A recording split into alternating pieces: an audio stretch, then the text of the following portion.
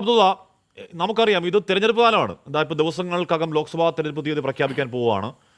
ഇപ്പോൾ അവിടെ പ്രാണപ്രതിഷ്ഠാ ചടങ്ങ് പോലും തെരഞ്ഞെടുപ്പിന് വേണ്ടിയുള്ള ഒരു ഷോ ഓഫ് ആണെന്ന് പറയുന്നത് ഏതെങ്കിലും കോൺഗ്രസ് പാർട്ടിയല്ല, ആ മതത്തിലെ തന്നെ ഉന്നത ആത്മീയാചാര്യന്മാർ പോലും തുറന്നു പറയുന്ന ഒരു കാലം നമ്മൾ കണ്ടു.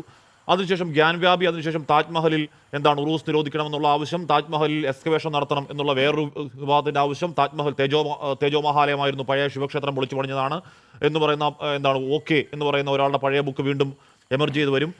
ഇതൊരു തെരഞ്ഞെടുപ്പ് കാലമാണ്. ശ്രീ അബ്ദുള്ള, തെരഞ്ഞെടുപ്പ് കാലത്തുണ്ടാകുന്ന ഒരു വിഭാഗത്തിന്റെ ഒരു പ്രത്യേക ചർച്ചാ വിഷയം ഉയർത്തൽ എന്നതിനപ്പുറം ഗ്യാൻവാബിയെ പോലും ഗൗരവമായി കാണേണ്ടതുണ്ടോ അബ്ദുള്ള?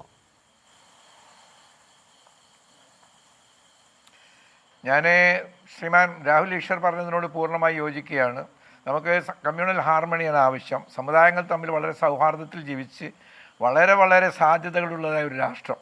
ഈ രാജ്യം ഇന്ന് ഇൻ്റർനാഷണൽ മോണിറ്ററി ഫണ്ടോ അവരുടെ ഏറ്റവും ഒടുവിലത്തെ കണക്കനുസരിച്ച് ലോകത്ത് തന്നെ സാമ്പത്തികമായ വളർച്ച മുട്ടി നിൽക്കുന്ന, പുരോഗതിക്ക് വേണ്ടിയുള്ളതായ ഒരു പ്രവർത്തനവും ആസൂത്രിതമായ വ്യവസ്ഥാപിതമായ നടക്കാത്ത ഒരു രാജ്യമെന്ന് ഈ അടുത്ത ദിവസമാണ് ചൂണ്ടിക്കാണിച്ചത്.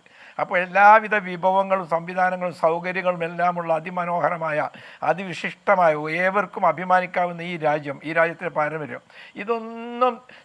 ഇതിനൊക്കെ മുമ്പോട്ട് കൊണ്ടുപോകുന്നതിന് പകരം ഭരണത്തിലിരിക്കുന്നവർ താൽക്കാലികമായ ജനവികാരത്തെ, അതാണ് ഈ പള്ളിൻ്റെ അടിയിലും ക്ഷേത്രത്തിൻ്റെ ഭാഗത്തൊക്കെ പോയി മാന്തി നോക്കുന്നത്, കളിച്ചു നോക്കുന്നത്. എന്നിട്ട് ഈ ആളുകളെ സെൻസിറ്റീവായി വൈകാരികമായി ഉദ്ദീപിപ്പിച്ചുകൊണ്ട് അതിലേക്ക് ശ്രദ്ധ തിരിച്ചുവിട്ട് അങ്ങനെ ഈ ഭരണകൂടത്തിൻ്റെ കഴിഞ്ഞ 4-5 കൊല്ലത്തെ പ്രവർത്തനങ്ങൾ മുഴുവനും അവരുടെ പരാജയങ്ങൾ മുഴുവനും മറച്ചു വെക്കാനുള്ളതായ ഒരു ഏർപ്പാട് മാത്രമാണ് ഇപ്പോൾ നടന്നുകൊണ്ടിരിക്കുന്നത്. എനിക്ക് ഹിന്ദു സഹോദരന്മാരോടും മുസ്ലിങ്ങളോട് പറയാനുള്ളത്, ദയവായി ഈ ഇതിൽ നമ്മൾ പെടരുത്.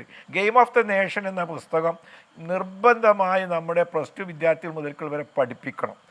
എന്താണ് ഈ ഭരണകർത്താക്കൾ ചെയ്യുന്നത്? OV വിജയൻ അത് സംബന്ധമായിട്ടൊന്ന് എഴുതിയിട്ടുണ്ട്.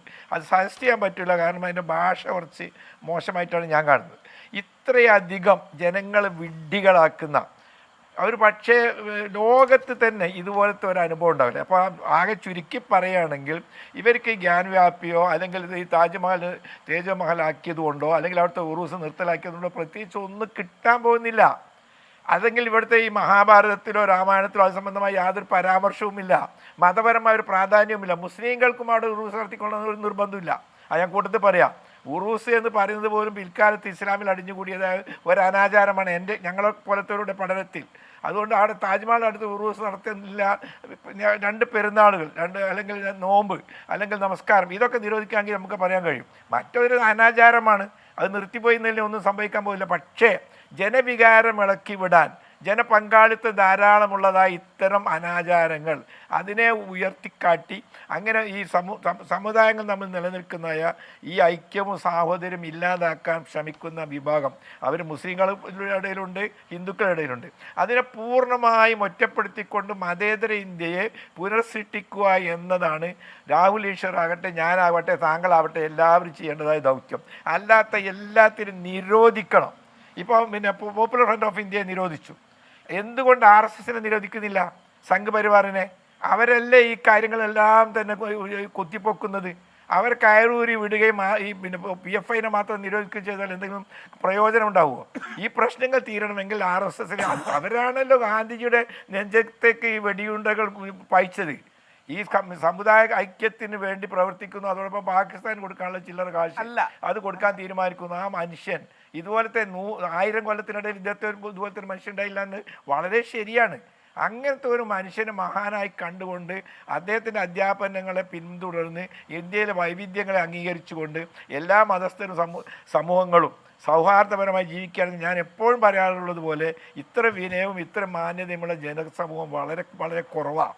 അതിനു വേണ്ടിയുള്ളതായ ശ്രമങ്ങൾ ഭരണകൂടത്തിൻ്റെ ഭാഗത്ത് നിന്ന് പക്ഷ മത വിഭാഗീയ വ്യത്യാസങ്ങളില്ലാതെ നടപ്പാക്കുക എന്നതാണ് നമ്മൾ മതേതര ചിന്താഗതികൾ ഉൾക്കൊള്ളുന്നവർ ചെയ്യേണ്ടത്. ഞാൻ പ്രമോദ് പുഴങ്ങളിലേക്കും അറിവ് ബാബുവിലേക്കുമാണ് ഇടവേളയ്ക്ക് ശേഷം.